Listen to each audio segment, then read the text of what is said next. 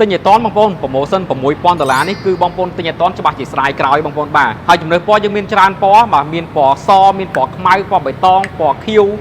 ពណ៌ទឹកប្រាក់ប្រភេទគឺយើងមានច្រើនជំរឿជូនបងប្អូនបាទជាពិសេសគឺទិញភ្លាមបានភ្លាមជាមួយនឹងកពស់រថយន្ត pick up គឺសងខាងខ្ញុំនេះគឺជា Chevrolet Colorado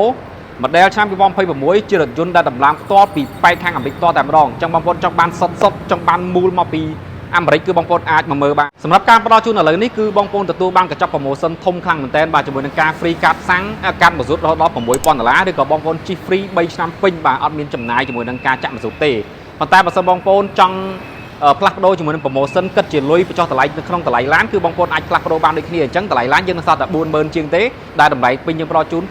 $52000ជារថយន្ត pick up ដែលមានគេឈ្មោះល្បីខ្លាំងមែនទែននៅប៉ែកខាងអាមេរិកណាបងប្អូនបានថ្ងៃប្រើប្រាស់ធន់ជាមួយបច្ចេកវិទ្យាម៉ាស៊ីនចំនួនថ្មីជាមួយនឹងការធានាជូន3ឆ្នាំពេញពីក្រុមហ៊ុនផ្ទាល់តែម្ដងហើយមួយគ្រឿងនេះបងប្អូនគឺជាឡានដែលដំឡើងផ្ទាល់មកពីអាមេរិកណាបងប្អូនអញ្ចឹងបងប្អូនប្រើប្រាស់គឺមានទំនុកចិត្តខ្ពស់តែម្ដងហើយតែតទៅនឹងការទិញបងប្អូនចង់ទិញជាលីសុតក៏បានដែរឬក៏បងប្អូនសិក្សាក៏បានដែរបងប្អូនចូលរួមមុនត្រឹមតែ10% 20%គឺបងប្អូនអាចដាក់ពាក្យសិក្សារំលោះបានហើយជាពិសេសមួយទៀតបងប្អូនបញ្ហាទៅលើ CVC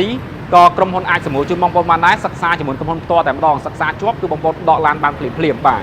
អញ្ចឹងបើសិនបងប្អូនចាប់អារម្មណ៍ក៏ដូចជាបងប្អូនចង់សាកសួរព័ត៌មានបន្ថែមទៀតបងប្អូនអាចតាក់ទងតាមរយៈខ្ញុំបាទឡៃលេងបានបាទជាទីប្រឹក្សាផ្នែករថយន្ត Chevrolet អរគុណច្រើនជម្រាបលា